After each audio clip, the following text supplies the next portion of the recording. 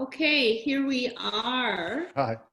Good morning, everyone. Welcome to the third session of our 2020 Small Business Summit. If you had joined us in our two previous sessions, they have been phenomenal so far, and we're super excited about this one as well. Michael had mentioned earlier that two of our guests today, Underwood and Karla Briones, were the co-chairs of this Small Business Summit. I just want to use this opportunity to say that so far I think our agenda has been bang on when you compare it to Pierre Claireau's assessment of what the priorities are for entrepreneurs. So I thank you both. This session is being specifically sponsored by TD Bank, our lead partner in the Small Business Summit.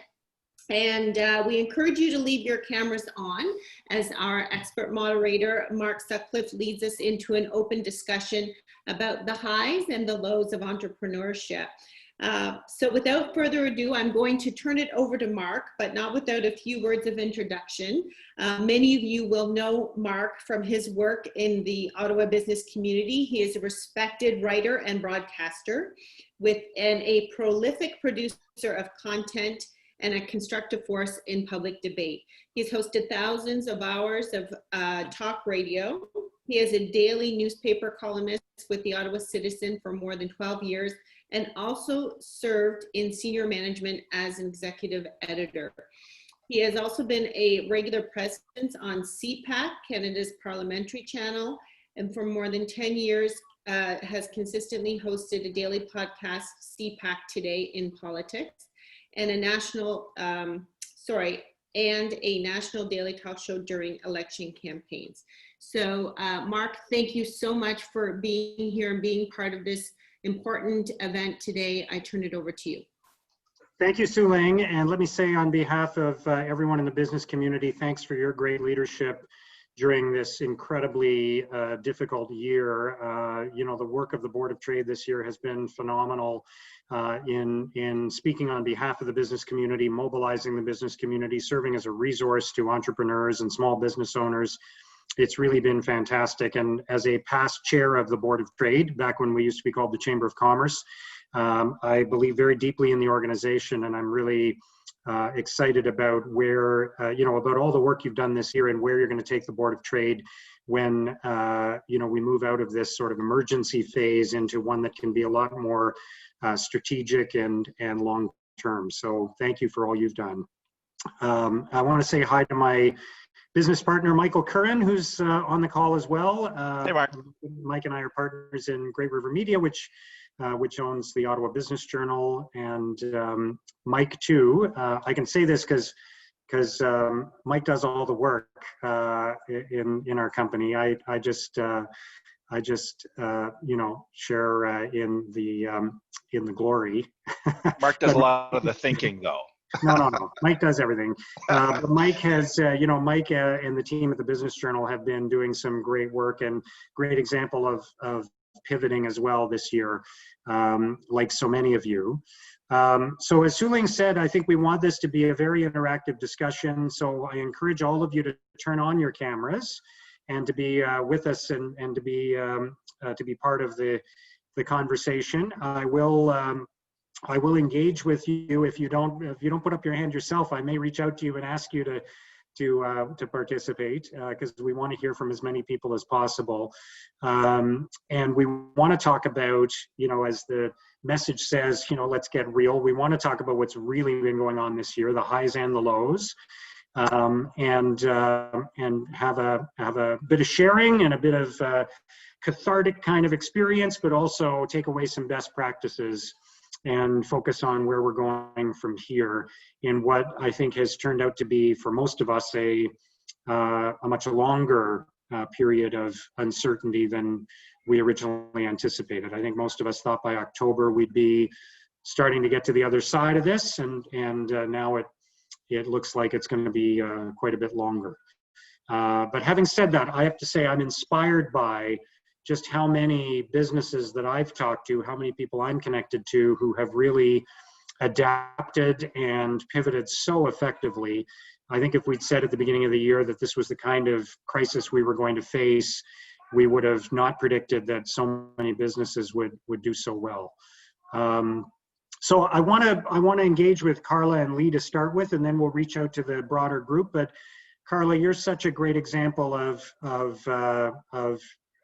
persistence and endurance and resilience during this year. Maybe you can just talk about some of the highs and lows of your experience this year as a business owner, as a coach, and an advisor.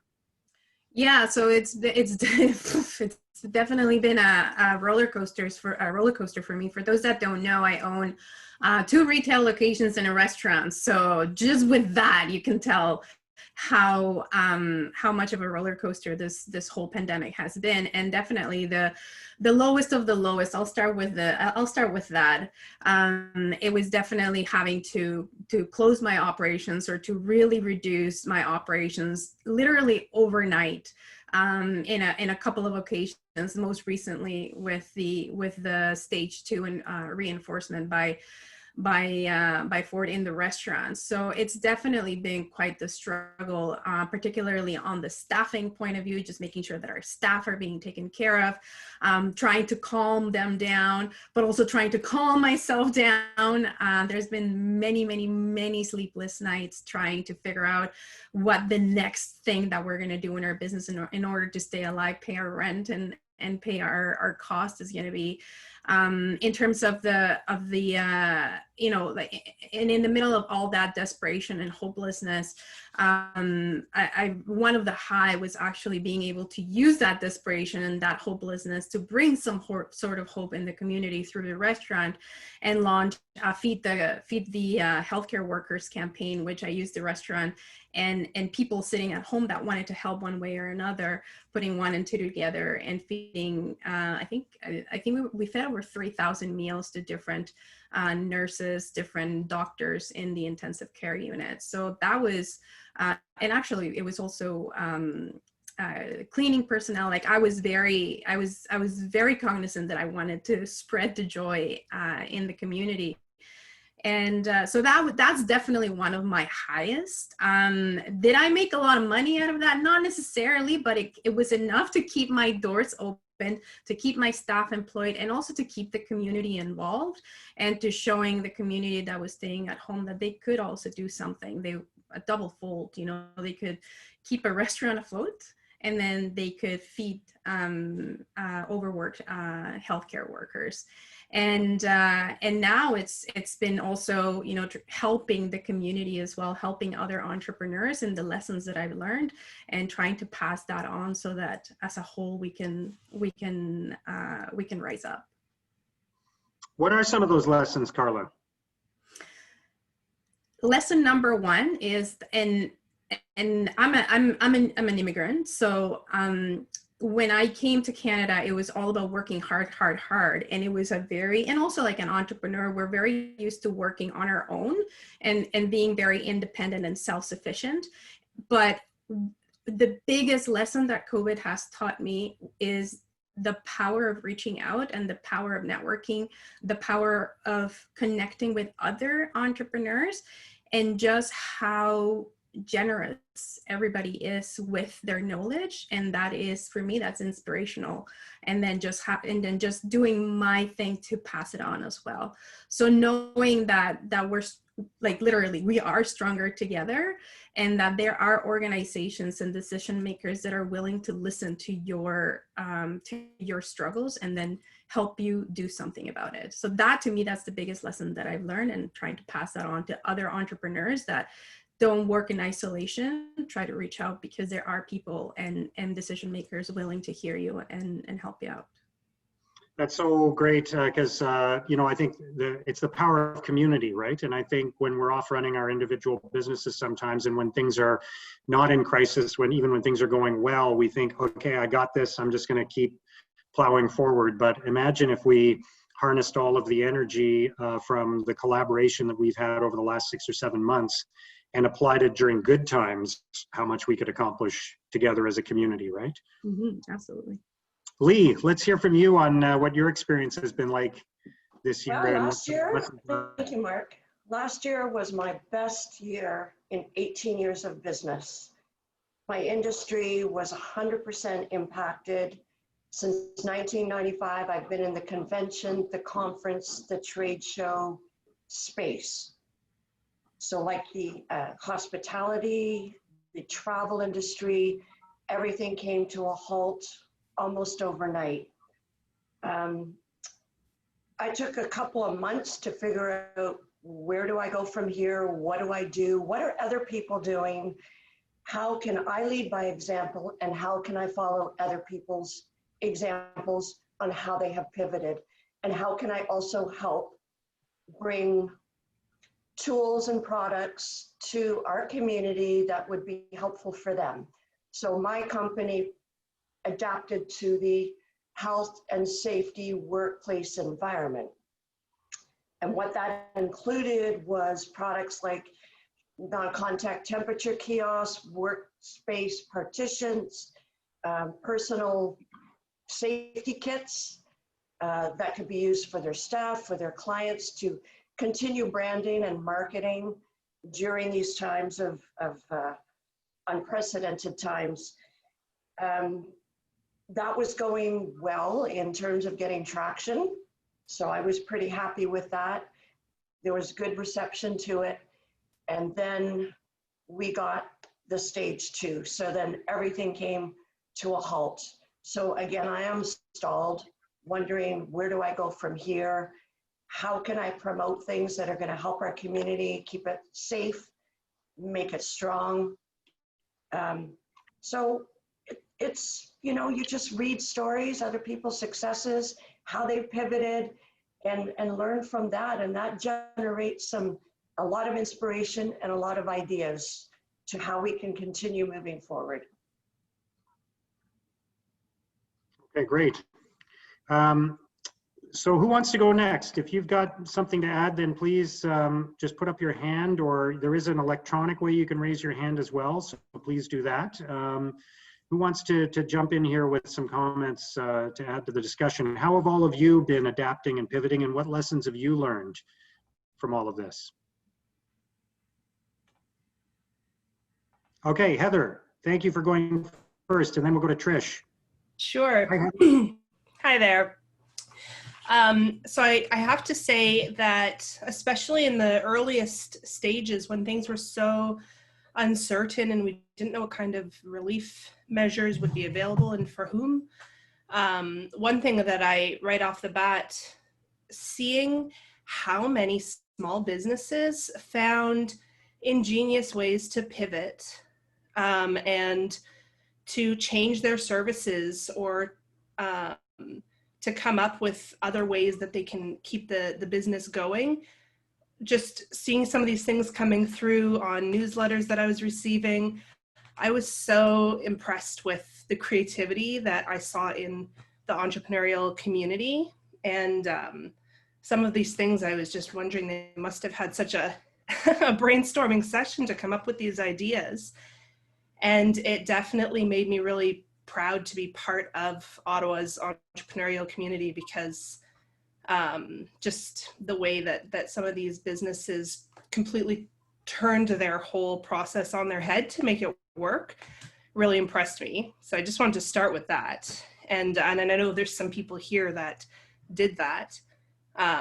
In terms of my own experience, we do special tutoring and assessments for students with learning disabilities.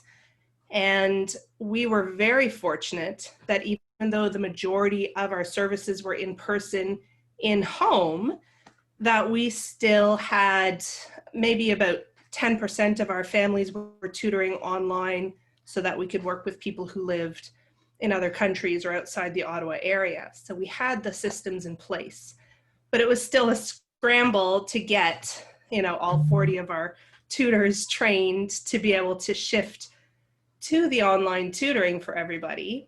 And of course, not knowing how many of our families were going to be willing to make that leap to online with so much uncertainty in the future. But fortunately, the vast majority of our families and all of our tutors were able to make that transition. So we were one of the really fortunate businesses that just needed to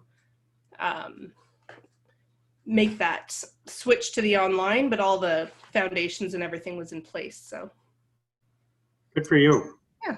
All right, Heather, thank you for sharing. Let's go to Trish next, and then I think, Stephen, you had your hand up, so we'll go to you after that. Go ahead, Trish. Oh, you're still muted, Trish. There we go. Hi, how are you? Welcome, Trish. Hi. So I have to commend everybody. Karla, and Lee, you've definitely said many of the points that came up for us as a business. We have a gallery and framing place, and of course, when I'll say the proverbial shit hits the fan, nobody really thinks about buying art or goes and does framing. So We did. great, thanks. Thank you, Mark. So the one thing that we did certainly is adapted technology. We looked at all the models of other different of apps that were available to us and adopted that within a matter of days of COVID hitting. The other thing too is that we were also very affected. We knew that we were down.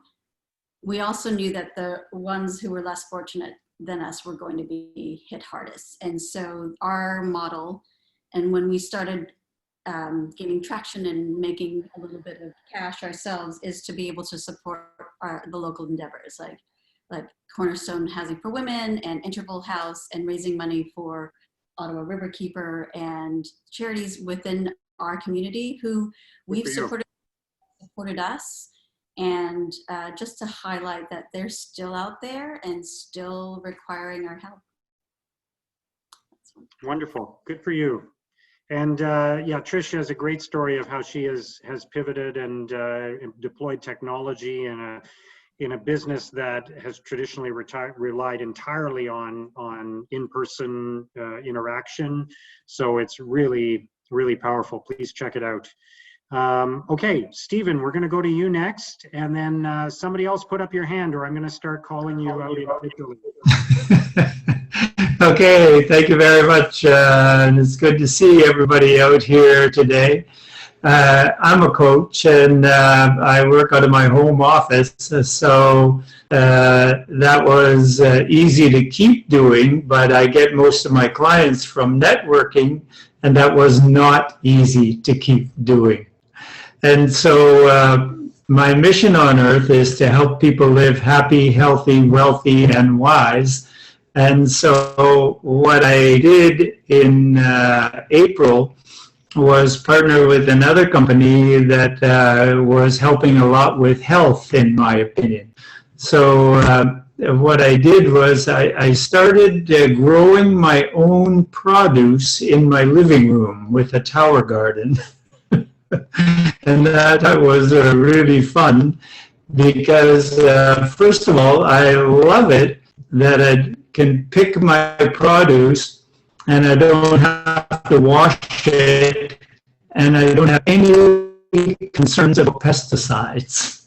I love that. And then in addition, I also learned from them about I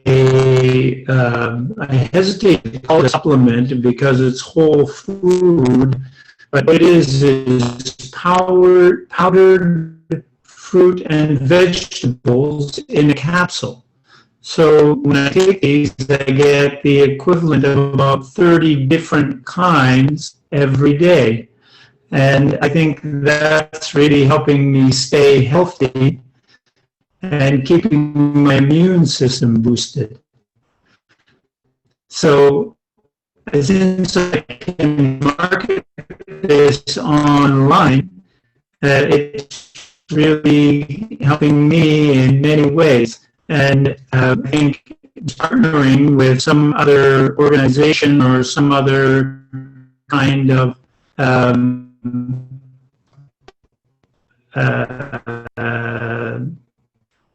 service or product is really helpful for us as entrepreneurs. Thanks. Okay, thank you, Stephen. I'm not sure if I'm having connectivity issues, but I'm getting a bit of a delay sometimes in what people are saying. But anyway, thank you very much for sharing. Who wants to go next? Who has something else to share here about their experience this year, how they've adapted, what has changed for them, what's happening going forward? Who is feeling cautiously optimistic about the future and feeling like, yes, I can get through this? Jerome, go ahead. Hi, Jerome. Thank you, Mark. I would have to say it's more than cautiously optimistic. We've had an unbelievable boom since this has happened. We're in the interior design industry and we're residential. And as I'm sure you've been reading lots of articles, the renovation industry in right across Canada, actually right across North America, is booming through this pandemic. We were fortunate, I guess if fortunate is the right word to use. We went through this in 2001 when Nortel crashed in April. We took a major hit because the stock market is important to our industry because we deal with affluent clients. And then after 9/11, we actually boomed and we weren't ready for it. When people stopped getting on airplanes, they wanted to do something with their homes. And this time we got ready for it. So we were shut down for those 10 weeks. We probably worked longer hours in those 10 weeks, Catherine and my wife and I, than any other time, getting prepared to open back up, to be prepared to handle the onslaught. And we were able to do it. And we're actually in our 22nd, or actually started our 23rd year in May, and we're going to have our largest year by a long shot this year. So we just, my thing is that we got prepared rather than sit around and watch Netflix, which you heard a lot of people were doing for 10 weeks. We didn't do that. We worked longer hours in those 10 weeks than probably ever before, getting ready and keeping our staff pumped. And we have 7 designers, and so we would have weekly Zoom meetings and make sure they were ready to handle this as well. And it's actually paid off. We changed a few things internally, and obviously our protocols we had to put in place because we're going into clients' homes is huge to make sure everybody is safe. But it's worked out very well, and here we are, through 4 months or 5 months since, and every month seems to get better and better. So I'm thinking that as long as this pandemic is a problem, we're going to be busy. So our issue is going to become the supply chain. That's what's going to happen with us. Good for you, Jerome. And what you touched on there, I've heard that from a lot of other business people right now, that in spite of the circumstances, they actually feel more connected with their team than ever before, that the communication's actually better. They're not taking those relationships for granted as much, and they're making a point of checking in with each other. They're finding ways to, even if it's a 15-minute meeting to kick off the day, or, the conversations are just more meaningful and focused. Is anybody else experiencing that, where you're actually, despite the distance, the physical distance, you're feeling more connected with your team than before? Are other people going through that as well? I see a few people nodding. Who else has something to share? Love to hear from other people in the audience. Diane, go ahead, Diane. Hi, everyone, and thank you for this entire session. I am not in Ottawa, but I am located in Thunder Bay, and since the start of the pandemic, have really enjoyed getting connected with people outside of our area, across the country and internationally. And one of the very first things in March that I participated in, I should tell you that I'm actually an independent retailer and have been in business for 24 years. We've been pivoting for 24 years, evolving as the market has changed, and this is requiring another pivot.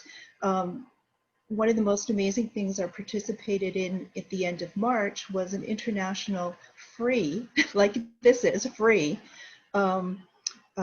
retail conference, and to see people who normally would be up on stage in a big convention center, actually in their homes, so I get to see you, but also recognizing that people are accessible to us, people that previously never were, and that there's a new willingness to collaborate. So that right at the end of March was very inspiring. Just prior to the pandemic, though, I became started to do a personally a lot of advocating on behalf of independent retailers and lobbying, because it became apparent to me, who wanted to go into innovation and technology in retail, that sadly a lot of government programs excluded independent retailers from applying for federal and provincial government grants and subsidies that are available to other business sectors. So the playing field has not been equal in terms of advancing our businesses. It's really dependent on the sector that you are in, and independent retailers are extremely challenged in that regard. So I started a Facebook group called The Passionate Retailer to try to bring independent retailers together to learn from each other, to support one another, but also to get ourselves organized to become our own collective advocates. Awesome groups. I'm involved with the Chamber of Commerce here locally. Been involved with the Retail Council of Canada, but the independent retailer's voice seems to be missed, and we have some really unique needs. There's never been a national survey done on who are independent retailers, what are our needs, how do we impact the community, what do we offer to the communities, and hoping that this is a reset for all of us in terms of our businesses, but in our communities. You know, we need to become innovative, and we are. And one thing I'm doing is Facebook Live virtual weekly shopping shows, and my Facebook group has grown from 1,300 pre-pandemic to over 2,000. I have this new following of people and becoming like a little celebrity in town as I visit people weekly in their homes, introducing them to products that that they may have in my store. But anyways, thank you for the opportunity. And if anyone's an independent retailer out there, I think we need to come together and absolutely. Thank you so much. Diane, thank you. Thanks for joining us today, and great to be connected with you. You're welcome anytime. I wanted to say hi to Jenna Suds, City Councillor, and as Mike Curran pointed out in the chat, the former head of the Canada North BIA and a former member of the 40 Under 40. And I'll say, you know, I think Jenna is a real friend to the business community, and one of one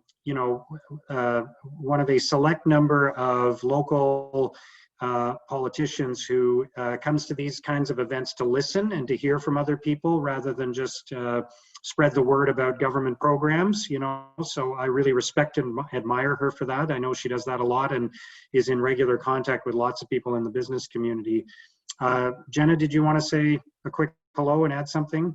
Thank you, Mark. And honestly, I just wanted to thank everyone for participating in this conversation. You know, as I'm listening to your stories, I know that it certainly resonates with everyone. I want to say around the table, but around the Zoom call today. I think it's important that we share these challenges and these stories. It is inspiring, it's helpful. As Mark noted, you know, I'm here to listen and to absorb, and always here to help support our business owners now in this capacity as counselor as well. So thank you. Thanks for being here, Jenna. We really appreciate it. We're short on time because I know we're supposed to wrap up at 11:30 and there's another session starting soon. But Su-Ling, did you want to add something, some final thoughts? Because I know a couple of things came up here today, in particular around resilience and some of the challenges that entrepreneurs, business owners, and even our staff may be encountering, and you wanted to share some resources? Certainly, and we are short on time, so I guess I wanted to take a moment. I see the chair of our board has joined us, and I wanted to say hello to Ian and thank him for his leadership. I want to say thank you to you, Mark, for your constant and amazing support of our business community. To Lee and to Karla, thank you, and to everyone who shared their stories, and to all of the members of our business community for their continued resilience.